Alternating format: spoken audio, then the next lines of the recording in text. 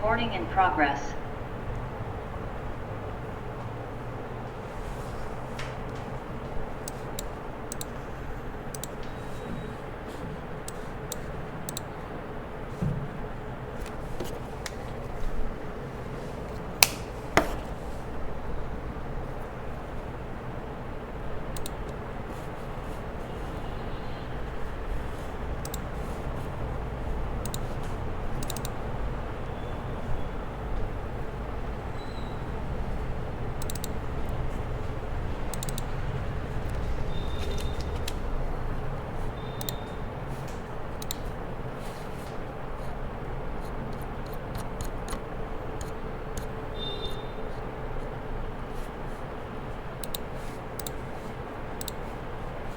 Okay, so ఒకసారి confirm చేయండి అమ్మా, వాయిస్ క్లారిటీ ఉందా?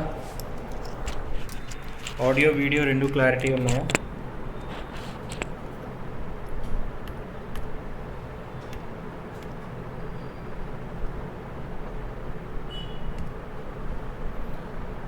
Okay, right. సో రిమైనింగ్ ఇప్పుడు నిన్న మనం ఇంట్రొడక్షన్ మాట్లాడుకున్నాం కదా, so more of institute introduction class అది. సో నిన్న క్లాస్కి వచ్చావమ్మా? రాలేదు కదా, ఆన్లైన్ అటెండ్. ఓకే, మర్చిపోయి ఇది ఆన్లో లేదా? మొబైల్ ఉందా?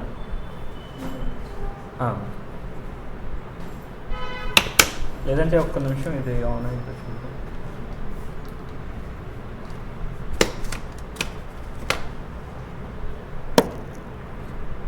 ఆన్ అవుతుందా?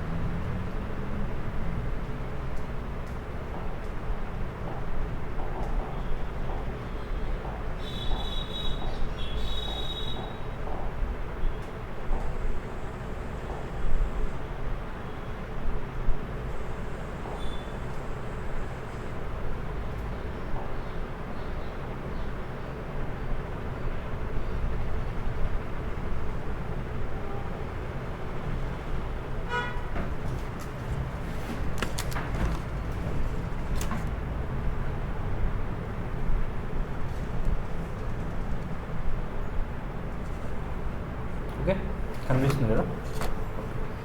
సో కంపెనీస్ యాక్ట్ ఇంట్రొడక్షన్ మనం మాట్లాడదాం. సో ఈరోజు మనం కంపెనీస్ యాక్ట్ ఇంట్రొడక్షన్, అలాగే అండ్ వన్ మోర్ థింగ్, ఇదంతా బేసిక్ పార్టేనమ్మా. ఇది సిఏ వాళ్ళకి సిఎంఏ వాళ్ళకి ఇద్దరికి చాలా కామన్గా ఉండేటువంటి టాపిక్ ఇది. ఈ కామన్ టాపిక్ మనం ఇంట్రొడక్షన్ అంటే ఫిబ్రవరి స్టార్టింగ్ నుంచి మనకి ఎఫెక్టివ్గా క్లాసెస్ స్టార్ట్ అవుతాయి కాబట్టి ఇది జస్ట్ బేసిక్స్ అనమాట. సో ఈ బేసిక్స్లో మనం కంపెనీస్ యాక్ట్ని బేసిక్ పార్ట్ మొత్తం ఫినిష్ చేయడానికి ట్రై చేద్దాం. సో ఫస్ట్ ఆఫ్ ఆల్ నేను ఆల్రెడీ చెప్పినట్టున్నా లాలో మనం ఏమేమి మాట్లాడతాం, ఏదేది ఎవరు మాట్లాడతారు. సిఎంఏ వాళ్ళకైతే mercantile laws and corporate laws నేను చెప్తానని చెప్పాను. సో ఇండస్ట్రియల్ లాస్ ఫార్మా సార్ చెప్తారు. సిఏ వాళ్ళకైతే companies act. So first of all మీరు ఒకసారి ఈ 6 మెంబర్స్ ఉన్నారు కదా మా ఆన్లైన్లో, పవన్, హరిప్రసాద్, హిమ, రవి, వైష్ణవి. ఒకసారి బేసికలీ మీరు సిఎంఏ బ్యాక్గ్రౌండ్ నుంచి వచ్చిన వాళ్ళైతే మీకు ఇది కొత్త, ఎందుకంటే సిఎంఏ ఫౌండేషన్లో మీకు కంపెనీస్ యాక్ట్ లేదు కాబట్టి. ఒకవేళ సిఎంఏ బ్యాక్గ్రౌండ్ నుంచి కాకుండా సిఏ బ్యాక్గ్రౌండ్ నుంచి వచ్చిన వాళ్ళైతే డెఫినెట్లీ ఇది మీకు అసలు కొత్త కాదు, ఎందుకంటే ఫౌండేషన్లో ఈ సబ్జెక్ట్ మీరు ఆల్రెడీ నేర్చుకున్నారు కాబట్టి మీకు అసలు చాలా ఈజీగా అనిపిస్తుంది. మీకు సిఎంఏలో లేదు కదమ్మా, ఇది కంపెనీస్ యాక్ట్ లేదు, only contract, partnership, sale of goods act ఇవే ఉంటాయి. So basically companies act 2013 act name అనమాట. So why 2013? అంతకుముందు 2013 ముందు కంపెనీస్ యాక్ట్ లేదా అంటే answer is yes, companies act ఉందమ్మా.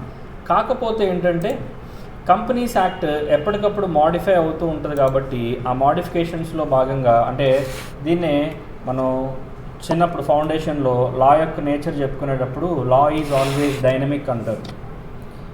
లా is not static, it is always dynamic అంటారు. డైనమిక్ అంటే అర్థం ఏంటంటే వచ్చేటువంటి సొసైటీలో వాల్యూ సిస్టంలో వచ్చే చేంజెస్ బట్టి లా కూడా ఎప్పటికప్పుడు చేంజ్ అవుతూ ఉంటుంది అన్నమాట. దాన్నే డైనమిక్ నేచర్ అంటారు. సో ఇక్కడ కూడా కంపెనీస్ యాక్ట్ ఆల్రెడీ 1956లో ఓల్డ్ యాక్ట్ ఉండేది. There is already an old act అనమాట, కంపెనీస్ యాక్ట్ 1956. కానీ ఇప్పుడు మనం నేర్చుకునేది 1956 యాక్ట్ కాదు, 2013 యాక్ట్. ఏంటి ఈ డిఫరెన్స్ అంటే 1956 యాక్ట్లో చాలా ఓల్డ్ ప్రొవిజన్స్ ఉండేవి. అందులో పెనాల్టీస్ కూడా ఎలా ఉండేవంటే 100, 150, 1000 ఇలాంటివి ఉండేవి. ఇప్పుడు మీరు వే బ్యాక్ 1956 టైంకి లేదా 1990s, 70s ఆ టైంకి వెళ్తే అప్పట్లో 500, 1000 అంటే చాలా పెద్ద పెద్ద అమౌంట్స్. సరే ఇప్పుడు మీరు చెప్పండి, ఒక కంపెనీ రన్ చేసే వాళ్ళకి ఒక 500 రూపీస్ పెనాల్టీ అంటే వాళ్ళు భయపడతారా? వాళ్ళు క్రోర్స్లో టర్న్ ఓవర్ చేసేవాళ్ళు ఇప్పుడు 500 రూపీస్ పెనాల్టీ అంటే ఎవరు భయపడరు, ఫాలో చేయరు. కట్టేద్దాంలే పెనాల్టీ, ఏం పోయింది 500 కదా 150 కదా అనుకుంటారు. సో ఒకప్పుడు ఉన్నటువంటి ఆ మానిటరీ రూల్స్ అండ్ పాలసీస్ వేరు, ఇప్పుడు వేరు. కాబట్టి మరి టోటల్లీ యాక్ట్ మొత్తాన్ని మోడిఫై చేయాల్సిన అవసరం ఉంది. కాబట్టి ఆ 1956 యాక్ట్లో బేస్ పాయింట్స్ అలాగే ఉంచి కొన్ని కొత్త పాయింట్స్ యాడ్ చేస్తూ పెనాల్టీస్ ఎవ్రీథింగ్ అన్నీ మార్చేసి ఒక బ్రాండ్ న్యూ యాక్ట్ని ఇంప్లిమెంట్ చేశారు. అదే న్యూ కంపెనీస్ యాక్ట్ 2013.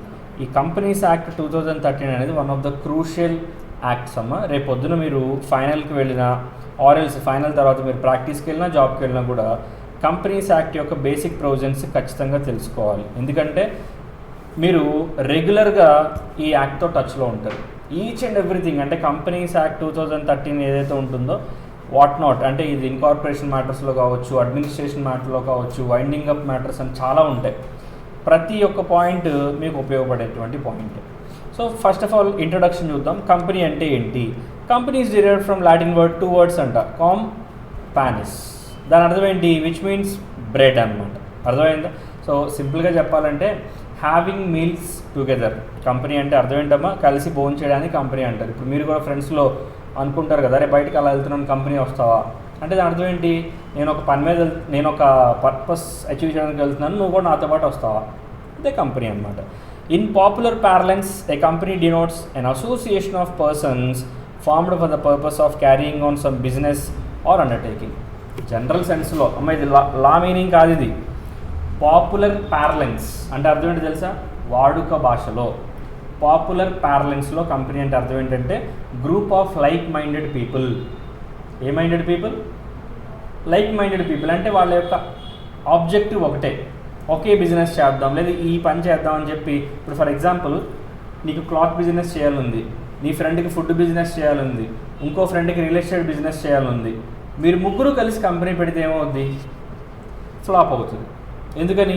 నీ ఆబ్జెక్ట్ వేరు క్లాత్ బిజినెస్, నీ ఫ్రెండ్ ఆబ్జెక్ట్ వేరు ఫుడ్ బిజినెస్, ఇంకొకడు ఉన్నాడే వాడు ఆబ్జెక్ట్ వేరు వాడు రియల్ ఎస్టేట్. మీ ముగ్గురు కలిసి ఒక కంపెనీని ఎట్లా తీసుకెళ్తారు? వాడు అటుపోతాడు, ఈమె ఇటుపోద్ది, నువ్వు ఇటు వెళ్తావు. ఒకే డైరెక్షన్ కాదు అది, it's not unidirectional activity. So కాబట్టి పాపులర్ పారలెన్స్లో కంపెనీ అంటే a group of association of persons having a like minded objective or a common objective. ఒక కామన్ ఆబ్జెక్టివ్ ఉన్నటువంటి ఒక గ్రూప్ ఆఫ్ అసోసియేషన్ ఆఫ్ పర్సన్స్ని మనం సింపుల్గా కంపెనీ అనొచ్చు. కానీ ఇవన్నీ కాకుండా కంపెనీస్ యాక్ట్ కంపెనీ గురించి ఏం చెప్తుందంటే the companies act 2013 refers to A company is an association of persons farming for economic purpose of carrying of a business which could be for the purpose of gain or otherwise. అంటే purpose of gain ఉండొచ్చు లేదా వేరే objective కూడా ఉండొచ్చు. అంటే నాకు అర్థం కాలేదు సార్, గెయిన్ కోసం కాకుండా కూడా కంపెనీ ఉంటుందా? ఎస్ ఉంటుందమ్మా. ఇప్పుడు XYZ ఒక కంపెనీ పెట్టారనుకోండి, ఈ కంపెనీ ఖచ్చితంగా ప్రాఫిట్ మోటివ్తోనే పెట్టాలని రూల్ లేదు. కొంతమంది ప్రాఫిట్ మోటివ్తో కాకుండా చారిటీ మోటివ్తో కూడా పెడతారు. నాకేం అర్థం కాలేదు సార్, మళ్ళీ చెప్పండి. ప్రాఫిట్ మోటివ్ వేరమ్మా, చారిటీ మోటివ్ వేరు. ప్రాఫిట్ మోటివ్ అంటే ఏం సంపాదిద్దామని, జనాలకి సర్వీసెస్ సేలో ఏదో చేసి వాళ్ళ డబ్బులు సంపాదిద్దాం, ప్రాఫిట్ ఎర్న్ చేద్దామని. కానీ ఇక్కడ చారిటబుల్ యాక్టివిటీ అంటే ఏంటో తెలుసా?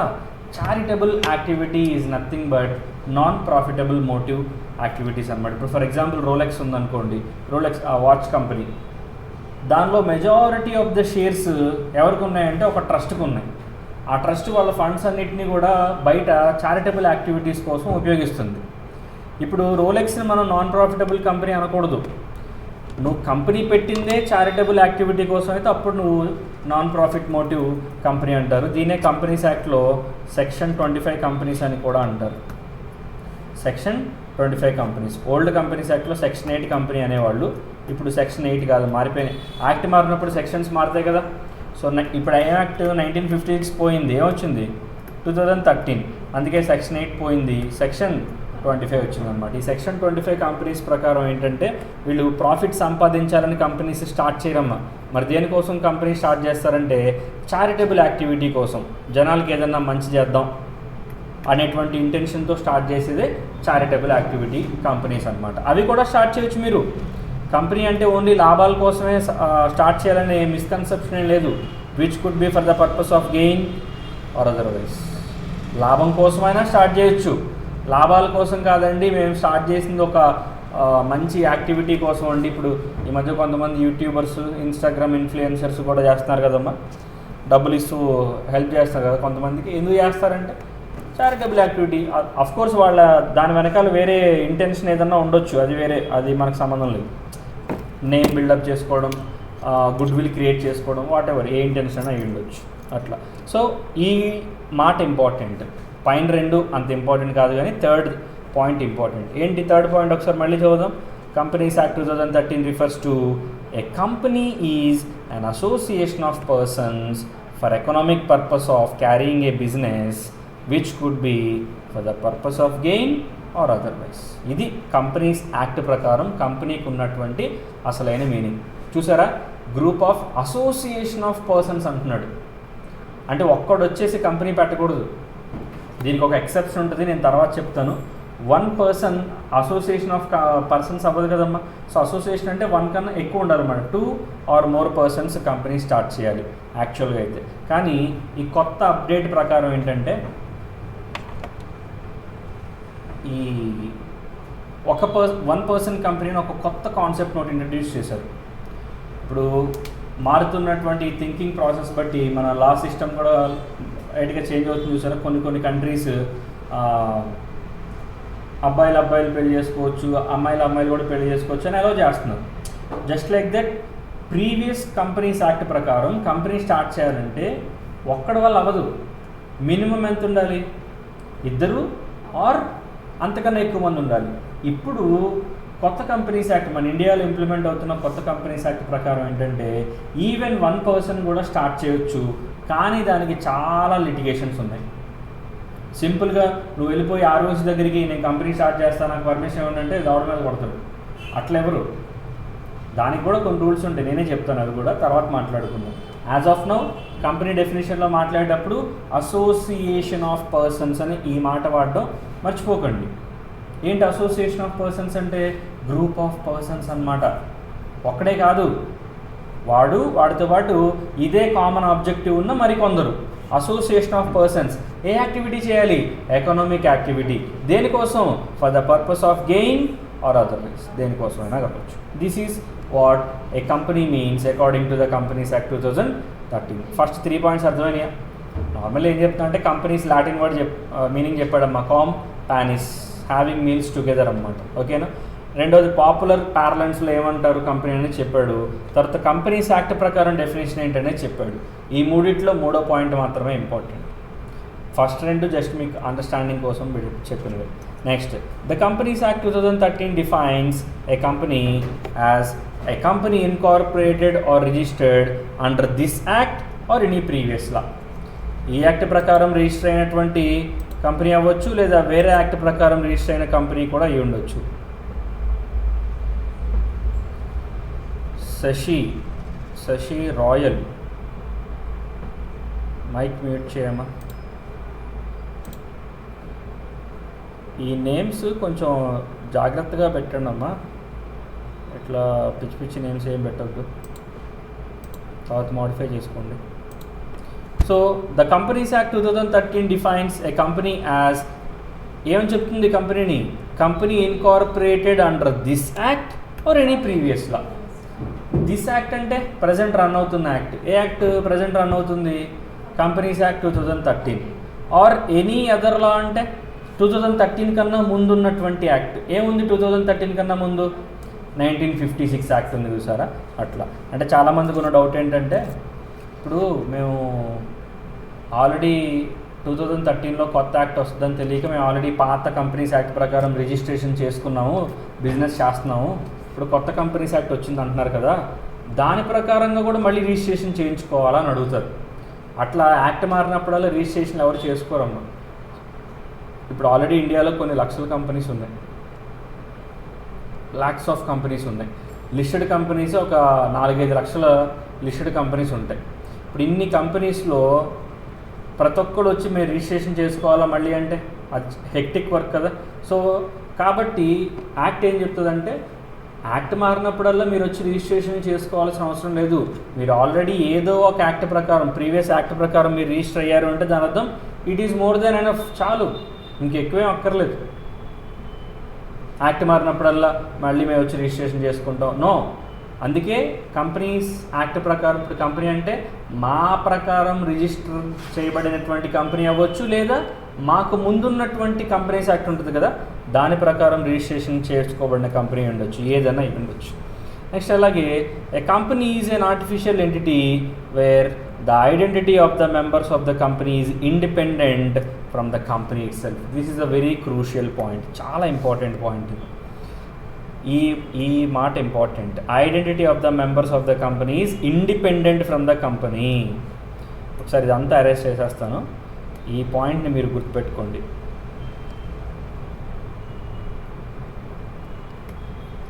ఇదిగోండి, కంపెనీ యొక్క ఐడెంటిటీ అంట మెంబర్స్ యొక్క ఐడెంటిటీతో సంబంధం లేదు, ఇండిపెండెంట్.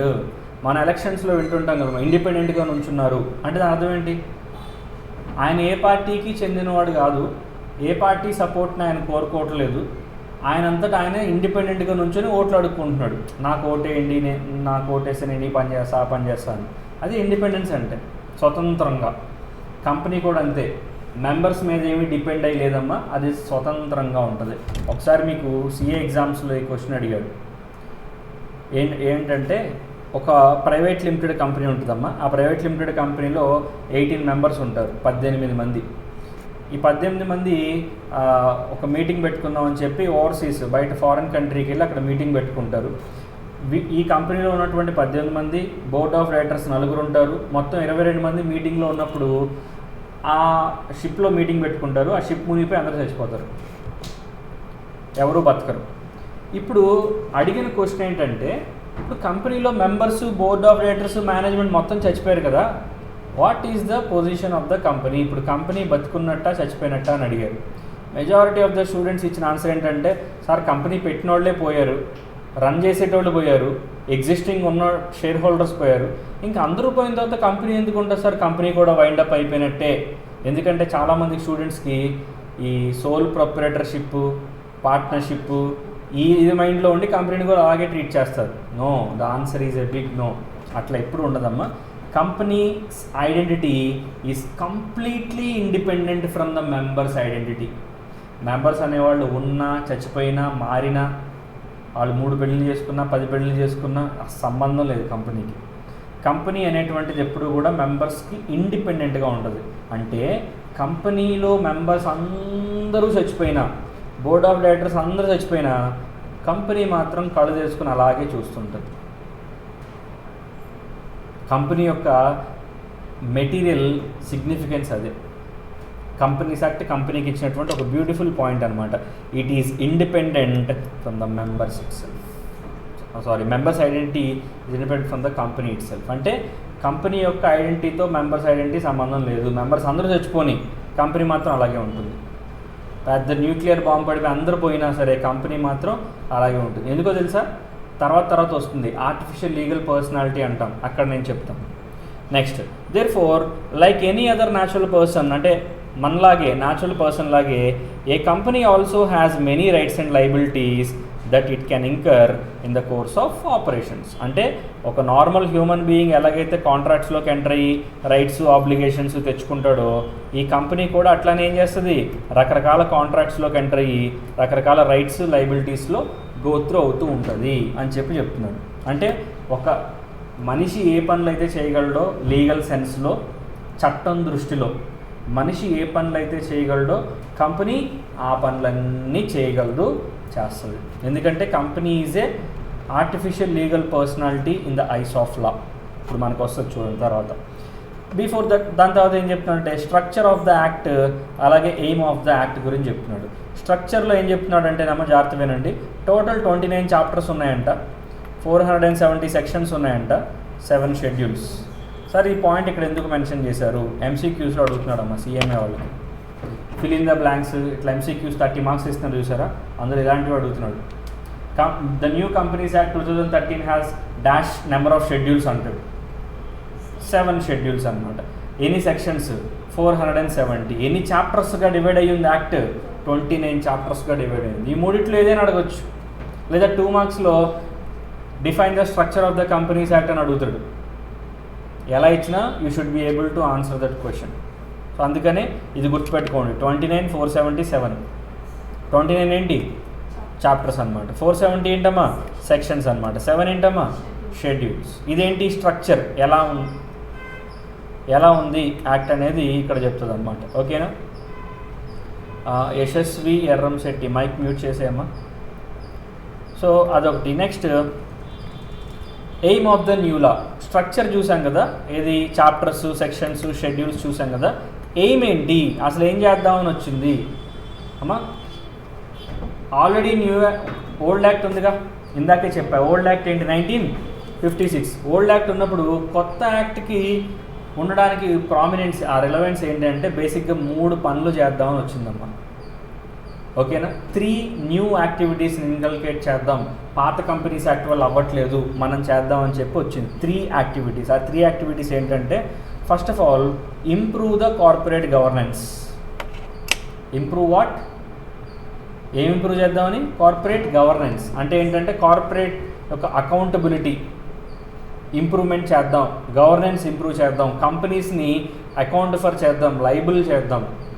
కంపెనీని అకౌంట్ ఫర్ చేసేటువంటి చాలా ప్రొవిజన్స్ ఇందులో ఉంటాయి. మీకు సింపుల్ ఎగ్జాంపుల్ చెప్పమంటారా, ఒకప్పుడు డబ్బులు కడితే చాలు రిసోర్సెస్ని మీరు ఎట్లయినా వాడుకోవచ్చు. ఫర్ ఎగ్జాంపుల్ ఒక కంపెనీ ఉంది, వాటర్ బిల్లో కరెంటు బిల్లో ఏదో పే చేస్తుందని చెప్పి దాని ఇష్టానుసారం లైట్లు, ఫ్యాన్లు వీటిలో అన్నీ వదిలేయడం, వాటర్ వేస్ట్ చేయడం. అడిగితే నీకేంది, మేము డబ్బులు కడుతున్నాం కదా, డబ్బులు కట్టినప్పుడు వాటర్ మాకు ఇవ్వు, నీకేంటి బాధ, ఇట్లాంటివి వచ్చేవి. గవర్నెన్స్ ప్రాపర్గా ఉండేది కాదు. కొత్త కంపెనీస్ యాక్ట్ ప్రకారం నువ్వు అట్లాంటివి చేసినా కూడా రాంగే. అంటే రిసోర్సెస్ నీకు సొంతం కదా, నువ్వు మహా అయితే డబ్బులు కడుతున్నావు అంతే. ఇలాంటి రిసోర్సెస్ లేకుండా బయట చాలామంది ఇబ్బంది పడుతున్నారుగా.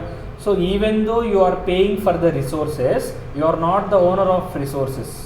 ఇలాంటి అకౌంటబుల్ చేసేటువంటి ప్రొవిజన్స్ కొత్త కంపెనీస్ యాక్ట్లో చాలా ఉన్నాయి. అర్థమవుతుంది. ఇప్పుడు మనం ఈ మధ్య ట్రెండ్ స్టార్ట్ అయింది. కొన్ని రెస్టారెంట్స్లో ఏం చేస్తున్నారంటే అన్లిమిటెడ్ బఫే పెడుతున్నారు. అంటే ఒక 500 కట్టండి, మీ ఇష్టం వచ్చినంత తినండి. చాలామంది అందులో తినడం తక్కువ, వేస్టేజ్ ఎక్కువ ఉంటుంది. ఎందుకని, ఏదో తినేద్దామని చెప్పి పెట్టుకుంటారు, తినలేరు, వదిలేస్తారు. ఒకప్పుడు అలా ఎంత వేస్ట్ చేసినా పెద్దగా పట్టించుకునేవాళ్ళు కాదు. వాడు డబ్బులు కట్టాడు 500 అయిపోయింది అట్లా అనుకునేవాళ్ళు. ఇప్పుడు అట్లా కాదు. నువ్వు 500 కట్టు, బఫేకి వెళ్ళు, నువ్వు ప్లేట్ మొత్తం అంటే ఏది వేస్ట్ చేయకుండా ఉంటే నార్మల్గా ఇంకొచ్చేయచ్చు. నువ్వు ఏదైనా వేస్ట్ చేసావంటే ఇంకో 500 ఎక్స్ట్రా కట్టాలి. ఇట్లాంటి కాన్సెప్ట్లు చాలా రెస్టారెంట్స్లో ఇంప్లిమెంట్ అవుతున్నాయి, ఎస్పెషలీ బఫే ఇంప్లిమెంట్ చేసేటువంటి రెస్టారెంట్స్లో. ఎందుకంటే ఇప్పుడు జస్ట్ బికాస్ నువ్వు 500 పే చేసావని నీకు రిసోర్సెస్ని వేస్ట్ చేసే రైట్ లేదు, రిసోర్సెస్ని యూజ్ చేసుకునే రైట్ ఉంది అంతే. అర్థమైందా? సో అలాగే ఇక్కడ కూడా కొత్త కంపెనీస్ యాక్ట్ యొక్క వన్ ఆఫ్ ద ఎయిమ్, మొత్తం 3 ఎయిమ్స్ ఉన్నాయి. అందులో వన్ ఆఫ్ ద ఎయిమ్ ఏంటో తెలుసా, కంపెనీస్కి గవర్నెన్స్ని ఇంప్రూవ్ చేయాలి. ఇంప్రూవ్ వాట్, కార్పొరేట్ గవర్నెన్స్ని ఇంప్రూవ్ చేయాలి ఫస్ట్ది. రెండోది సింప్లిఫికేషన్ ఆఫ్ రెగ్యులేషన్స్. ఉన్నటువంటి కొత్త రూల్స్ అండ్ రెగ్యులేషన్స్ ఏవైతే ఉన్నాయో వీటిని సింప్లిఫై చేయాలి, వీలైనంత సింప్లిఫై చేయాలి. మీకు ఒక సింపుల్ ఎగ్జాంపుల్, ఒకప్పుడు మీరు కరెంటు బిల్ కట్టాలంటే ఏం చేసేవాళ్ళు, ఒకప్పుడు కరెంటు బిల్లు కట్టాలంటే మీ కరెంటు బిల్లు అమౌంట్ క్యాష్ పట్టుకొని ఏదో ఆఫీస్ ఉంటుంది, కరెంట్ ఆఫీస్, అది సబ్ స్టేషన్ సంతే ఏదో అంటారు కదమ్మా, కరెంటు బిల్లు కట్టించుకున్న ఆఫీస్ ఏదో ఉంటుంది. ఆఫీస్ దగ్గరికి వెళ్ళి పెద్ద లైన్ ఉంటుంది, ఆ లైన్లో నిలబడి 10 నిమిషాలు పావు గంట నిలబడితే మీ వంతు వస్తుంది, అప్పుడు మీరు డబ్బులు కట్టాలి. లేదా ఈ సేవ మీ సేవ ఉంటాయి చూసారా, అక్కడికి వెళ్ళి అక్కడ లైన్లో నిలబడి అక్కడన్నా కట్టాలి. ఇప్పుడు అంత కష్టపడుతున్నారా? ఏం చేస్తున్నారు? సింపుల్గా ఫోన్పే ఉంది, గూగుల్ పే ఉంది, అమెజాన్ పే, ఏదో పే, అందులోంచి ఈజీగా ఎక్కడ కూర్చున్న వాళ్ళు అక్కడే పే చేస్తున్నారా? సింప్లిఫికేషన్ అవునా కాదా ఇది? అంటే సింప్లిఫికేషన్ ఎగ్జాంపుల్ చెప్తున్నా. నేను చెప్పిన కరెంట్ బిల్కి కంపెనీస్ యాక్ట్కి సంబంధం లేదు, నేను జస్ట్ సింప్లిఫికేషన్కి ఎగ్జాంపుల్ చెప్తున్నా. In the same way companies యాక్ట్లో కూడా చాలా సింప్లిఫికేషన్ వచ్చాయి. ఎగ్జాంపుల్ చెప్పమంటారా? ఒకప్పుడు కంపెనీ ఫామ్ చేయాలంటే ఆర్ఓసి చుట్టూ చెప్పులు అరిగేలా తిరగాల్సి వచ్చేది. కొత్తగా ఈడెవడు సార్? ఆర్ఓసి ఎవడు? రిజిస్ట్రార్ ఆఫ్ కంపెనీస్ అమ్మ. ఎవరమ్మా ఈడు? Registrar of companies. నువ్వు ఇప్పుడు ల్యాండ్ ఎక్కడన్నా కొన్నావు అనుకో, ఏం చేయాలి? దాన్ని రిజిస్ట్రేషన్ చేయించాలా? అప్పుడు ఎవరి దగ్గరికి వెళ్తావు? ల్యాండ్ రిజిస్ట్రార్, సబ్ రిజిస్ట్రార్ ఆఫీస్కి వెళ్ళి అక్కడ రిజిస్ట్రార్తో సంతకాలు మొత్తం చేయించుకుంటావు కదా. ఎలాగైతే ల్యాండ్లకి, బిల్డింగ్లకి, ఫిక్స్డ్ అసెట్స్కి ఒక రిజిస్ట్రార్ ఉన్నాడో, కంపెనీస్కి కూడా ఒకడు ఉన్నాడు. కంపెనీస్కి కూడా ఒక రిజిస్ట్రార్ ఉన్నాడు. వాడి పేరేంటో తెలుసా? ఆర్ఓసి. ఏంటిదమ్మా? ఆర్ఓసి అంటే ఏంటో తెలుసా? Registrar of companies. ఈ రిజిస్ట్రార్ ఆఫ్ కంపెనీస్ వాడి దగ్గరికి వెళ్ళి మొత్తం ఒకసారి నేమ్ రిజర్వేషన్, ఒకసారి డాక్యుమెంటేషన్ సబ్మిషన్, ఒకసారి ప్రూఫ్లు వెరిఫై చేయడం, డాక్యుమెంటేషన్ వెరిఫై చేయడం, మొత్తం అంతా ఒక నెల, 2 నెలలు, 3 నెలలు అలా టైం పట్టేది. ఇప్పుడమ్మా కొత్త కంపెనీస్ యాక్ట్ వచ్చిన తర్వాత లిటరల్లీ కంపెనీ స్టార్ట్ చేయాలంటే నువ్వు ఎక్కడికి, ఈవెన్ నువ్వు మీ ఇంట్లోంచి కదలాల్సిన అవసరం కూడా లేదు. ఎంసీఏ వెబ్సైట్ ఉంది. ఎంసీఏ అంటే మినిస్ట్రీ ఆఫ్ కార్పొరేట్ అఫైర్స్ అనే ఒక వెబ్సైట్ ఉంది. ఆ వెబ్సైట్ని ఉపయోగించి నువ్వు కంపెనీ ఇంటి దగ్గర నుంచే స్టార్ట్ చేయొచ్చు, రన్ చేయొచ్చు, క్లోజ్ కూడా చేయొచ్చు. Isn't it called simplification? ఈ సింప్లిఫికేషన్ కాదా? ఇందాక కరెంట్ బిల్లుకి లైన్లో నుంచుని కడితే ఇప్పుడు ఇంట్లో కూర్చొని కడితే సింప్లిఫికేషన్ అయినప్పుడు ఈ సింప్లిఫికేషన్ కాదా? చాలా రూల్స్. అండ్ అలాగే కంపెనీ రన్ చేస్తున్నప్పుడు కూడా ఒకప్పుడు కాంప్లికేషన్స్ ఎలా వచ్చాయంటే, నువ్వు ఒక కొత్త బోర్డ్ ఆఫ్ డైరెక్టర్ని అపాయింట్ చేసావమ్మా, ఆ విషయం ఆర్ఓసీకి చెప్పాలి వెళ్ళి. అది ఉత్త చేతులు తెల్లకూడదు. ఆడే పెద్ద కరువాడు అనుకో, ఈ స్వీట్ బాక్స్ తీసుకొని వెళ్ళాలి, ఆ విషయం చెప్పాలి. వాడు అప్పుడు రా, ఇప్పుడు రా, లంచ్ టైంలో ఉన్నాను, సాయంత్రం రా, మధ్యాహ్నం ఏదో చెప్తూ ఉంటాడు. సో అంటే ఒక 1 minute 2 minutes అయిపోయే పనికి ఒక 1-2 days పడుతుంది. ఇప్పుడు నువ్వు ఎవరికి ఏం చెప్పక్కర్లా, ఆన్లైన్లో ఫామ్ ఉంటుంది, ఆ ఫామ్ని ఫైల్ చేస్తే సరిపోతుంది. మీరు ఇప్పుడు సిఎంఏ రిజిస్ట్రేషన్కి, సిఏ రిజిస్ట్రేషన్కి ఆన్లైన్లో చేసుకుంటున్నారా? ఇన్స్టిట్యూట్లు చుట్టూ తిరగకుండా. జస్ట్ లైక్ దట్ ఇది కూడా అంతే. రెగ్యులేషన్స్ 1 కాదు 2 కాదమ్మా. అడ్మినిస్ట్రేషన్లో కానీ, ఇన్కార్పొరేషన్లో కానీ, వైండప్లో కానీ, డిస్ప్యూట్లో కానీ చాలా రూల్స్ని సింప్లిఫై చేద్దామని వచ్చింది కొత్త కంపెనీస్ యాక్ట్. చాలా వరకు చేసింది కూడా. మనం బయట చూసే గవర్నమెంట్ లాగా చెప్పేదొకటి చేసేదొకటి కాకుండా ఇది బాగానే చేసింది. ఎవరు? కంపెనీస్ యాక్ట్ ఏం చేసింది? రెగ్యులేషన్స్ని చాలా వరకు సింప్లిఫై చేసింది. మొత్తం ఎన్ని మాట్లాడుకున్నాం? 2 aims మాట్లాడుకున్నాం. There is a third aim. What is the third aim అంటే టు స్ట్రెంగ్థెన్ మైనారిటీ ఇన్వెస్టర్స్. ఎవరిని స్ట్రెంగ్థెన్ చేయాలి? మైనారిటీ ఇన్వెస్టర్స్ని స్ట్రెంగ్థెన్ చేయాలి. అంటే మైనారిటీ ఇన్వెస్టర్స్ అంటే ఎవరు సార్? ఒక విషయం చెప్తున్నా, జాగ్రత్తగా గుర్తుపెట్టుకోండి అమ్మా. కంపెనీని రన్ చేసేటప్పుడు ఈ కంపెనీలో ఏ డెసిషన్ తీసుకోవాలన్నా షేర్ హోల్డర్స్ అందరినీ కూర్చోబెట్టి ఓటింగ్ కండక్ట్ చేస్తారమ్మా. ఈ ఓటింగ్ కండక్ట్ చేసే బేసికలీ 2 రెజల్యూషన్స్ ఉంటాయి. ఎన్ని ఉంటాయి? బేసిక్గా 2 ఉంటాయి. ఆర్డినరీ రెజల్యూషన్, స్పెషల్ రెజల్యూషన్ 2 ఉంటాయి. పేర్లు ఒకసారి చెప్పండి ఒకసారి. Ordinary resolution, special resolution. Ordinary resolution అంటే అర్థం ఏంటంటే, ఎంతమంది అయితే నో అంటారో ఆ నో అన్న వాళ్ళకన్నా ఎస్ అనేవాళ్ళు అట్లీస్ట్ ఒకడు ఎక్కువ ఉండాలి. అంటే ఫర్ ఎగ్జాంపుల్ 49% నో అంటే 51 ఎస్ అంటే అప్పుడు ఆ రెజల్యూషన్ పాస్ అయినట్టు. అంటే అట్లీస్ట్ ఒక్క ఓటన్నా ఎక్కువ ఉండాలి. అది ఆర్డినరీ రెజల్యూషన్లో. స్పెషల్ రెజల్యూషన్ ఒకటి ఉంటుందమ్మా. దానికి ఏంటంటే 3/4 ఒప్పుకోవాలి, ఎస్ చెప్పాలి. 3/4 అంటే 75% అయినా, అవునా కదా? 75% అయినా 3/4 మెంబర్స్ ఓకే చెప్పాలి ఆ రెజల్యూషన్కి. అప్పుడు ఏమవుతుంది, ఆ రెజల్యూషన్ పాస్ అయినట్టు. అప్పుడు ఏమందామా, ఆ రెజల్యూషన్ పాస్ అయినట్టు. అర్థమైందా? ఇలా దీన్ని స్పెషల్ రెజల్యూషన్ అంటారు. 3/4 అంటే ఎంత పర్సెంటేజ్, 75%. అంటే ఇక్కడ జాగ్రత్త వినండి, 65% ఎస్ అన్నారు, 35 నో అన్నారు. స్పెషల్ రెజల్యూషన్ ఓకే అయినట్ట కాదు. ఎందుకని, స్పెషల్ రెజల్యూషన్ అంటే ఎంత కావాలి నీకు, 75% ఎస్ ఉండాలి. నీకు ఎంత ఉంది ఎస్, 65 ఉంది, కుదరదు. 75% ఆర్ మోర్ నీకు ఎస్ చెప్పాలి, అప్పుడే స్పెషల్ రెజల్యూషన్ నువ్వు పాస్ చేసినట్టు. సో ఇక్కడ మ్యాటర్ ఏంటంటే, ఇలాంటి రెజల్యూషన్స్లో ఫర్ ఎగ్జాంపుల్ 80% ఎస్ అన్నారమ్మా. ఎంతమంది ఎస్ అన్నారు, 80%. అంటే నో ఎంతమంది అన్నారు, ఎంత, 20 మెంబర్స్ నో అన్నారుగా. 20% ఆఫ్ మెంబర్స్ వద్దన్నారు కదా రెజల్యూషన్. సో ఎందుకు వద్దన్నారు, ఒకసారి వాళ్ళ కన్సర్న్ కూడా కనుక్కో. ఇప్పుడు 80 మంది ఎస్ అన్నంత మాత్రం అది కరెక్ట్ అయిపోదు. ఇప్పుడు ఫర్ ఎగ్జాంపుల్ చెడ్డవాళ్ళు ఒక 80 మంది ఉన్నారమ్మా, మంచివాళ్ళు ఒక 20 మంది ఉన్నారు. ఒక బ్యాడ్ డెసిషన్ తీసుకోవడానికి ఓటింగ్ పెట్టారు. చెడ్డవాళ్ళు అందరూ కలిసి ఎస్ అన్నారు 80 మంది, మంచోళ్ళు వద్దన్నారు. ఫర్ ఎగ్జాంపుల్ మనం ఈ కొన్ని కంట్రీస్లో చూస్తూ ఉంటాం, చిన్న చిన్న క్రైమ్స్కి పెద్ద పెద్ద శిక్షలు ఉంటాయి. ఫర్ ఎగ్జాంపుల్ మొన్న ఇజ్రాయెల్ హమాస్ వార్ చూస్తే మీరు, ఈ హమాస్ నుంచి ఈ టెర్రరిస్ట్ గ్రూప్లో చాలామంది ఇజ్రాయెల్ కంట్రీలోకి వచ్చేసి మా దేశాన్ని కాపాడాలి, మీరు చేసే తప్పు ఇదంతా మాది అనేటువంటి ఉద్దేశంతో అసలు ఏమీ సంబంధం లేని పర్సన్స్ని చాలామందిని చంపేశారు. ఇప్పుడు ఫర్ ఎగ్జాంపుల్ ఒక ఇజ్రాయెల్ ఫ్యామిలీ ఉందమ్మా, ఆ కంట్రీలో ఉంటున్నారు, వాళ్ళకి అసలు ఈ గొడవలతో సంబంధం లేదు, అక్కడ ఉంటున్నారు. ఆ ఫ్యామిలీలో ఒకడు దొరికాడు, 3 తప్పించుకొని పారిపోయారు. ఇప్పుడు ఈ ఒక్కడిని చంపేయాలా వద్దా అని చెప్పి ఓటింగ్ పెట్టారు. అక్కడ ఉన్న 80% పీపుల్ చంపేయమన్నారు, టెర్రరిస్టులు వాళ్ళందరూ. మిగిలిన వాళ్ళు 20% మంచోళ్ళు, వాళ్ళు వద్దన్నారు. ఇప్పుడు 80% చంపేయమన్నారు కాబట్టి ఇక్కడ 80% ఎస్ అనేది వచ్చింది కాబట్టి వీళ్ళు మంచోళ్ళు, 20% చెడ్డోళ్ళనా? అంటే మెజారిటీ ఉన్నంత మాత్రాన ఏదన్నా చేయొచ్చు అని కూడా అమాయకత్వం. జస్ట్ లైక్ దట్ కంపెనీస్లో కూడా majority of the people okay అన్నంత మాత్రాన మైనారిటీని వదిలేమని కాదు.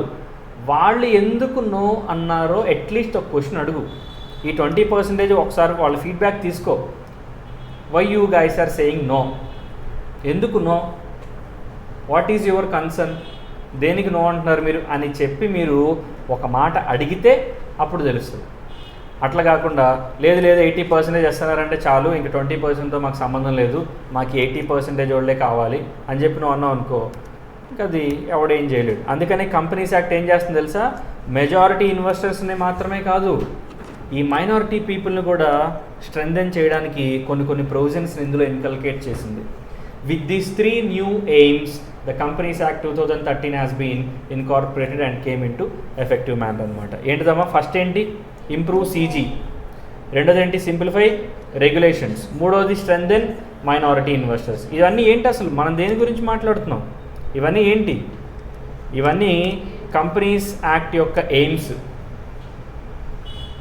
కొత్త కంపెనీస్ యాక్ట్ యొక్క 3 aims అనమాట. ఏంటి ఆ 3 aims, ఇంప్రూవ్ కార్పొరేట్ గవర్నెన్స్, అంటే కార్పొరేట్ గవర్నెన్స్ ఉంది, దాన్ని ఇంకా ఇంప్రూవ్ చేయాలి, ఫస్ట్ ఎయిమ్. రెండోది రెగ్యులేషన్స్ ఉన్నాయి కదా, వాటిని చాలా వరకు సింప్లిఫై చేయాలి. మూడోది మెజారిటీ ఇన్వెస్టర్స్ని ఎలాగో కాపాడుతున్నారు, బాగానే ఉంది, ఈ మైనారిటీ ఇన్వెస్టర్స్ ఉన్నారు కదా, వాళ్ళని కూడా స్ట్రెంథెన్ చేయడానికి నువ్వు ఏదో ప్రొవిజన్స్ పెట్టాలి. ఈ 3 aims కొత్త కంపెనీస్ యాక్ట్ ఫోర్స్లోకి వచ్చింది. స్ట్రక్చర్ గుర్తుందా మీకు, స్ట్రక్చర్లో సెక్షన్స్, చాప్టర్స్, షెడ్యూల్స్ ఉన్నాయి. టోటల్ ఎన్ని షెడ్యూల్స్, 7 షెడ్యూల్స్. ఎన్ని చాప్టర్స్, 29 చాప్టర్స్. ఎన్ని సెక్షన్స్, 470 సెక్షన్స్. ఈ రెండిట్లో ఏదైనా ఇలాంటివే మీకు చిన్న వాటికి 2 మార్క్స్కి MCQస్కి వీటికి అడుగుతాడమ్మ. Structure, aims, right about the 3 aims ఆఫ్ కంపెనీ లా అని అడుగుతాడు. ఏంటా 3 aims మనకు తెలిస్తే ముందు రాయడానికి, అర్థమైంది. సో కాబట్టి ఇలాంటివి గుర్తుపెట్టుకోవాలి. Aims of the new companies act are improve the corporate governance, strengthen the minority investors, simplify the regulations. Simple, అర్థమైందా? ఏమా అర్థమవుతుందా? ఆన్లైన్లో ఉన్న వాళ్ళకి 11 మెంబర్స్ అరౌండ్ ఉన్నారు. ఫాలో అవుతున్నారా? Ajay, Harika, Pawan, Sharon, Hima, Himesh, Ravi.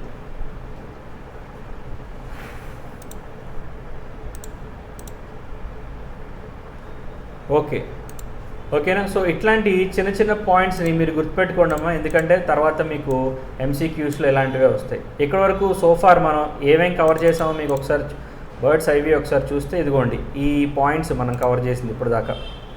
First of all company అంటే ఏంటో చూసాం, కాంపానిస్ అని. దాని తర్వాత పాపులర్ ప్యారలెన్స్లో దీన్ని ఎలా పిలుస్తారో చూసాం. కంపెనీస్ యాక్ట్ డెఫినేషన్ ఏంటో చూసాం. ఇక్కడ కంపెనీస్ యాక్ట్ ఇచ్చిన ఒక మేజర్ పాయింట్ గురించి మాట్లాడుకున్నాం, ఇండిపెండెన్స్ గురించి. మెంబర్ యొక్క ఐడెంటిటీకి కంపెనీ ఐడెంటిటీకి సంబంధం లేదు. మెంబర్స్ అందరూ మూకుమ్మడిగా చచ్చిపోయినా సరే కంపెనీ మాత్రం బతికే ఉంటుంది. అర్థమైందా? అదొకటి మాట్లాడుకున్నాం. తర్వాత స్ట్రక్చరు, ఎయిమ్స్లో స్ట్రక్చర్ గురించి మాట్లాడాం. టోటల్ స్ట్రక్చర్ ఏంటమ్మా, 29 చాప్టర్స్తో, 7 షెడ్యూల్స్తో, 470 సెక్షన్స్తో ఉంది. ఎయిమ్స్ 3 ఎయిమ్స్ ఉన్నాయి. ఓకేనా? సో అది. నెక్స్ట్ ఫీచర్స్ ఒకటి మాట్లాడి ఇప్పుడు క్లోజ్ చేసేద్దాం. కాన్సెప్ట్ ఆఫ్ కార్పొరేట్ వేల్ ఉంది కదా, ఇది మనం రేపు క్లాస్లో రేపు అంటే రేపు సండే కదా, మండే ఆర్ ట్యూస్డే క్లాస్లో మనం కాన్సెప్ట్ ఆఫ్ కార్పొరేట్ వీల్ గురించి మాట్లాడుకుందాం. ఇప్పుడు ఈ ఫీచర్స్ ఒక్కటి చెప్పి క్లోజ్ చేసేద్దాం, జాగ్రత్త ఫాలో అవ్వండి. Various features of the companies అనేది చెప్తున్నాడు. ఫీచర్స్ అంటేనమ్మా, దీన్నే మీకు 2 మార్క్స్లో ఫీచర్స్ అని అడగొచ్చు, క్యారెక్టరిస్టిక్స్ అని అడగొచ్చు, ఎసెన్షియల్ పాయింట్స్ అని అడగొచ్చు, సెలియంట్ ఫీచర్స్ అని అడగొచ్చు, ఇంపార్టెంట్ పాయింట్స్ అని అడగొచ్చు, క్వాలిటీస్ అని అడగొచ్చు. వాడు ఏ పేరుతో అడిగినా సరే ఆన్సర్ ఈ 6 పాయింట్లే. అర్థమవుతుందా? 6 పాయింట్లు ఏంటమ్మా, separate legal entity, perpetual succession, common seal, separate property, members of the company may limit their liability, artificial legal personality, capacity to sue and be sued. ఇవే వాటి క్వాలిటీస్ అన్నమాట. ఎలా అడిగినా మీ 7 రాయాలి. ఒక్కొక్కటి మాట్లాడదాం. First of all, separate legal identity అంటే ఏంటి? సపరేట్ లీగల్ ఐడెంటిటీ అంటే అర్థం ఏంటంటేనమ్మా, కంపెనీస్ యాక్ట్ కంపెనీస్కి ఒక బ్యూటిఫుల్ వరం ఇచ్చింది. ఏంటి ఆ వరం? మనం పురాణాల్లో చూస్తుంటాం కదా, ఒకడెవడో ఉంటాడు రాక్షసుడు, శివుడికి బాగా పూజలు చేస్తూ ఉంటాడు. శివుడు ఆ భక్తికి కరిగిపోయి, సరే నీకేం వరం కావాలో కోరుకో, అప్పుడు ఏదో వరం కోరుకుంటాడు. వాడు దాన్ని మిస్యూజ్ చేస్తాడు. తర్వాత దాన్ని అంతరించడానికి ఈయన ఇంకో అవతారంలో వచ్చి దాన్ని ఇది చేస్తాడు. భస్మాసుడు కథ మీకు తెలిసే ఉంటుంది. సో ఇట్లాంటివి చాలా ఉంటాయి. అట్లా కంపెనీస్ యాక్ట్ కూడా కంపెనీస్ అందరికీ ఒక వరం ఇచ్చింది. అంటే కంపెనీస్ యాక్ట్ లార్డ్ శివ అనమాట. కంపెనీస్కి ఒక వరం ఇచ్చింది. ఏంటి ఆ వరం అంటే, మీరందరూ కూడా చట్టం దృష్టిలో సపరేట్ పర్సన్స్, మీరు సపరేట్గా ట్రీట్ చేయబడతారు. మీ మెంబర్స్కి మీకు సంబంధం లేదు. మీ మెంబర్స్ ఒక తప్పులు చేస్తే మీరు అకౌంటబుల్ కాదు, మీరు తప్పులు చేస్తే మీ మెంబర్స్ అకౌంటబుల్ కాదు. వాళ్ళ ఐడెంటిటీ మీ ఐడెంటిటీ వేరు. మీరు అకౌంట్స్ చేసినప్పుడు ఈవెన్ ఫౌండేషన్లో కూడా మీకు చెప్పుకుంటారు, బిజినెస్ ఎంటిటీ కాన్సెప్ట్ అని ఒకటి ఉంటుంది. Owner is different from business అని చెప్పి. అందుకే మీరు ఏం చేస్తారంటే, ఓనర్ ఏమైనా గూడ్స్ని బిజినెస్లోంచి ఇంటికి తీసుకెళ్ళినప్పుడు డ్రాయింగ్స్ అని రాస్తారు. ఎందుకు రాస్తున్నారు డ్రాయింగ్స్ అని? ఆడిదేగా బిజినెస్, వాడి బిజినెస్లోంచి వాడు ఇంటికి తీసుకెళ్ళాడు, అయితే తప్పేంటి అని మీరు అడగొచ్చు. రాయాలి డ్రాయింగ్స్ అని. ఎందుకు రాయాలంటే బిజినెస్ ఎంటిటీ కాన్సెప్ట్ అలా చెప్తుంది. ఏమని చెప్పింది? Owner is different from business అని చెప్పింది కదా. అలాగే ఇక్కడ కూడా కంపెనీస్ యాక్ట్ ఒక కథ చెప్పింది. ఏంటా కథ అంటే, బాబు కంపెనీస్ మీరు మీ మెంబర్స్ డిఫరెంట్గా ట్రీట్ చేయబడతారు. మీ మెంబర్స్ యొక్క ఐడెంటిటీతో మీ ఐడెంటిటీ సంబంధం లేదు. You will be treated as a separate legal personality in the eyes of law. చట్టం యొక్క దృష్టిలో మీరు డిఫరెంట్గా ట్రీట్ చేయబడతారు. మీకు మీ మెంబర్స్కి సంబంధం లే. మీరు తప్పులు చేస్తే మీరే రెస్పాన్సిబుల్, మీ మెంబర్స్ తప్పులు చేస్తే మీ మెంబర్స్ రెస్పాన్సిబుల్. అంతే తప్ప మీ మెంబర్స్ చేసిన తప్పులకి నువ్వు రెస్పాన్సిబుల్ కాదు, నువ్వు చేసిన తప్పులకి మీ మెంబర్స్ రెస్పాన్సిబుల్ కాదు అనేటువంటి ఒక ఫస్ట్ పాయింట్ని అది ఇచ్చిందనమాట కంపెనీస్ యాక్ట్. అర్థమైందా? సో ఫస్ట్ పాయింట్ అర్థమైందా మీకు? సపరేట్ లీగల్ ఎంటిటీ అంటే అర్థమైందా? సపరేట్ లీగల్ ఎంటిటీ అంటే సపరేట్గా ట్రీట్ చేయబడతారు లీగల్గా, అంటే ఇన్ ద ఐస్ ఆఫ్ లా. రెండోది పర్పెచువల్ సక్సెషన్. అమ్మ పర్పెచువల్ అంటే అర్థం ఫర్ ఎవర్. పర్పెచువల్ అంటే అర్థం నెవర్ ఎండింగ్ అనమాట, ఫర్ ఎవర్ అని అర్థం. నెవర్ ఎండింగ్ అంటే ఎండ్ అవుద్దనా ఎండ్ అవ్వదనా? పర్పెచువల్ అంటే నెవర్ ఎండింగ్ ఎండ్ అవ్వదు. పర్పెచువల్ సక్సెషన్ అంటే అర్థం ఏంటంటేనమ్మా, అంటే ఆ లెగసీ అనేది అలా ఉండిపోద్ది. కంపెనీ అనేది చట్టం దృష్టిలో ఒక పుట్టిన పర్సన్ కాబట్టి, ఆ పర్సన్ లీగల్గా పుట్టాడు కాబట్టి లీగల్గానే చచ్చిపోవాలి. ఆ లీగల్గా చచ్చిపోయే ప్రాసెస్నే మనం వైండింగ్ అప్ అని అంటాం. ఫైనల్లో వస్తుంది మీకు ఇది వైండింగ్ అప్ అని అంటారు. లీగల్గా పుట్టడాన్ని ఏమంటారు? ఇన్కార్పొరేషన్ అని అంటారు. ఇన్కార్పొరేషన్ అంటే బర్త్ని ఏమంటారమ్మా? BIRTH బర్త్, పుట్టడాన్ని ఇన్కార్పొరేషన్ అంటారు. డెత్ని ఏమంటారు? వైండింగ్ అప్ అని అంటారు. ఏది? కంపెనీస్కి. ఇది ఎవరు చెప్తున్నారు? ఇది నేనుగా చెప్పేది, కంపెనీస్ యాక్ట్ చెప్తుంది అనమాట. అర్థమైందా? So incorporation, winding up. So perpetual succession అంటే అర్థం ఏంటంటే నెవర్ ఎండింగ్ సక్సెషన్. అంటే కంపెనీ లీగల్గా పుట్టింది కాబట్టి దాన్ని లీగల్గా డెత్ వైండింగ్ అప్ చేసేదాకా ఆ కంపెనీ అలాగే ఉంటుంది. ఆటోమేటిక్ డెత్లు అనేవి కంపెనీస్కి ఉండవు. మెంబర్స్ అందరూ చచ్చిపోయారు, నువ్వు కూడా చచ్చిపోయినట్టే. మెంబర్స్ అందరూ మారిపోయి కొత్త మెంబర్స్ వచ్చారు, నువ్వు చచ్చిపోయినట్టే. అట్లా ఏం లేదమ్మా. ఇన్కార్పొరేషన్ లీగల్గా జరిగింది కదా, వైండింగ్ అప్ కూడా ఎలా జరగాలి? లీగల్గా జరగాలి. అప్పటిదాకా కంపెనీ ఏం చేస్తుంది? కళ్ళు తెరుచుకొని చూస్తూ ఉంటుంది అనమాట. దేనికోసం చూస్తుంది? వైండింగ్ అప్ ఎప్పుడు అవుతుందా అని చూస్తుంది. అర్థమవుతుందా? So this is called perpetual succession. ఇప్పుడు మీకు 2 పాయింట్లు అర్థమైనాయా? సపరేట్ లీగల్ ఐడెంటిటీ అర్థమైందా? సపరేట్ లీగల్ ఐడెంటిటీ అంటే ఏంటమ్మా? చట్టం దృష్టిలో కంపెనీకి ప్రత్యేక స్థానం ఉంది, మెంబర్స్తో కలిపేం లేదు. పార్ట్నర్షిప్కి అలాంటివి లేదు, చూసారా? పార్ట్నర్షిప్కి సపరేట్ లీగల్ ఐడెంటిటీ లేదు. పార్ట్నర్స్ చచ్చిపోతే ఫామ్ చచ్చిపోయినట్టే. కానీ కంపెనీ అలా కాదు, సపరేట్ స్థానం ఉంది కాబట్టి మెంబర్స్కి కంపెనీకి సంబంధం లేదు. అట్లా. రెండోది పర్పెచువల్ సక్సెషన్, నెవర్ ఎండింగ్ అనమాట. కంపెనీ ఎన్ని సంవత్సరాలైనా బతికే ఉంటుంది చట్టం దృష్టిలో. నేను చెప్పేది ఎవరి దృష్టిలో?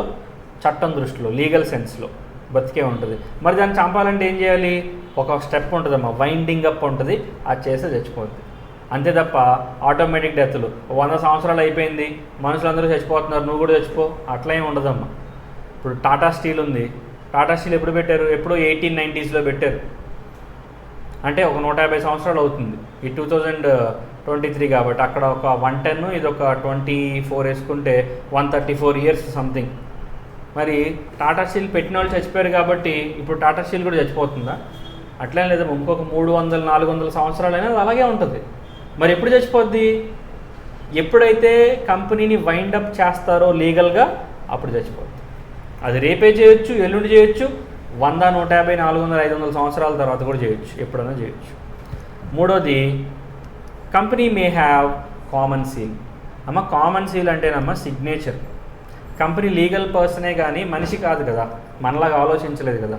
అందుకనే కామన్ సీల్ అంటే దాని సిగ్నేచర్ అనమాట, కంపెనీ యొక్క సిగ్నేచర్. అందుకే ఇక్కడ మే అని అన్నాడు.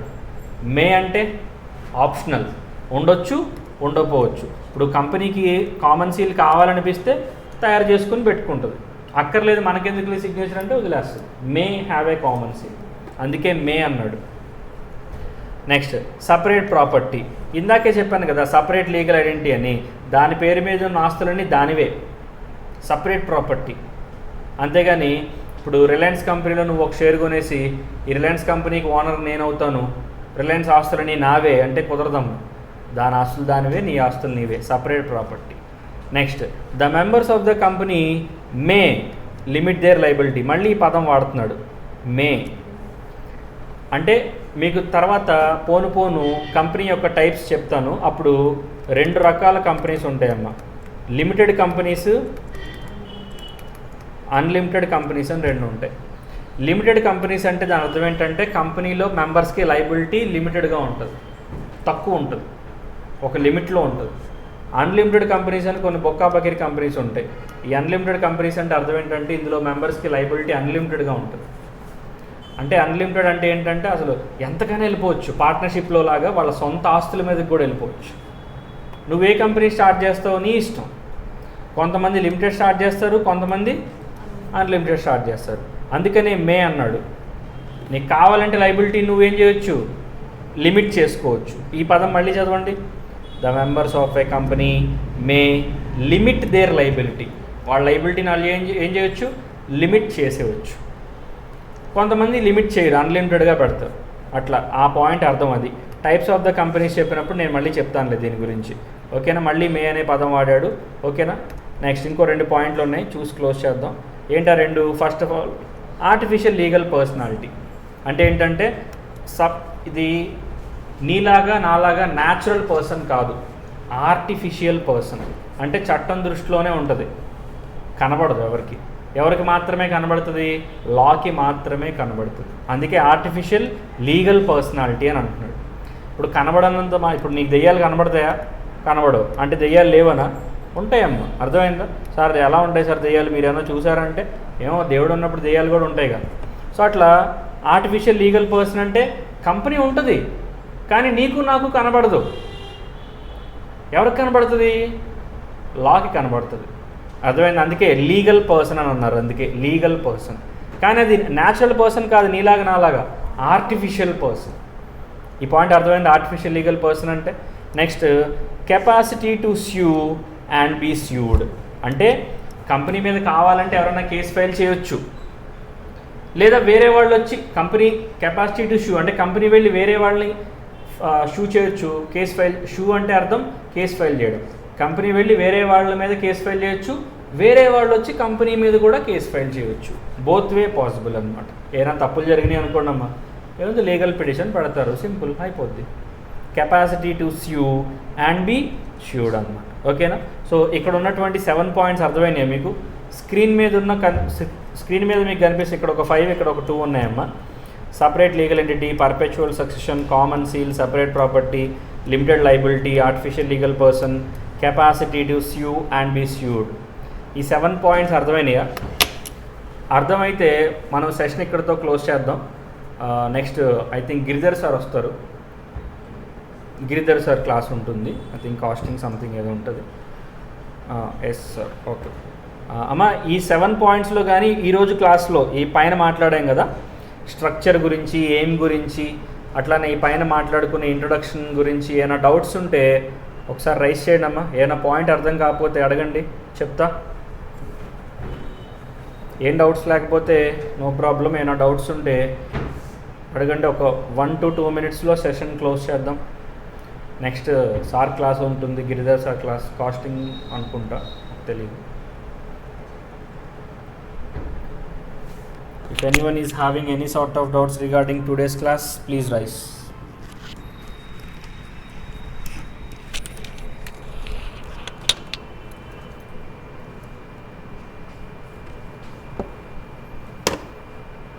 ఓకేనా? క్లియరా అంతా?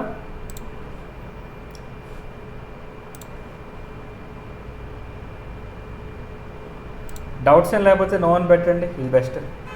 డౌట్స్ అడగడం కన్నా ఏం లేకపోతే నో సార్ అని చెప్పండి, క్లోజ్ చేద్దాం.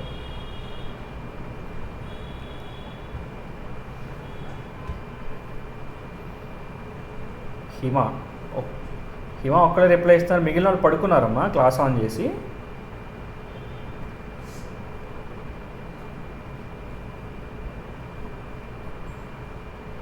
వైష్ణవ్, శశి, హారిక, యశస్వి, రవి, పవన్, అజయ్. ఓకే, అజయ్ నో కాదు నాన్న, నో పక్కన ఏదో ఉండాలనుకుంటా. నెక్స్ట్ టైం నుంచి అది ఉండాలి. ఏముండాలి?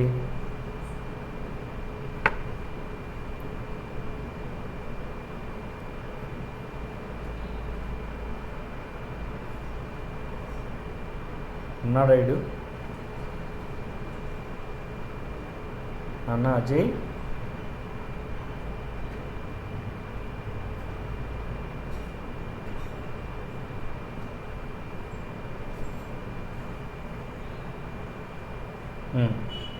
వెరీ గుడ్, రైట్ అమ్మా. మిగిలింది మనం రేపటి క్లాస్లో, ఐ మీన్ రేపంటే సండే కాదు, మండే ఆర్ ట్యూస్డే, అదే నెక్స్ట్ ఎప్పుడు ఉంటే ఆ క్లాస్లో మనం కంప్లీట్ చేద్దాం. ఏముంది నెక్స్ట్ టాపిక్ నేను చెప్పేది? కార్పొరేట్ వీల్ ఉంది. కార్పొరేట్ వీల్ చాలా ఇంట్రెస్టింగ్ టాపిక్. ఇది నేను 2 partsలో చెప్తాను. అది మనం నెక్స్ట్ క్లాస్లో మాట్లాడుకొని అలా మేము ముందుకెళ్దాం. మీకు ఏమైనా ఫాస్ట్ అవుతుందా? ఏమైనా అర్థం కాకుండా ఏమైనా ఉందా? ఫాస్ట్గా వెళ్ళిపోతున్నారు అట్లా ఏమైనా ఉందా? లేదుగా? Okay, right. సరే అమ్మా, రిమైనింగ్ మనం నెక్స్ట్ క్లాస్లో చూద్దాం. ఇప్పుడు గిరిధర్ సార్ వస్తారు, ఒక 5 minutes మీరు జస్ట్ అలా రిలాక్స్ అవ్వండి, సార్ క్లాస్ ఉంటుంది. Right, thank you.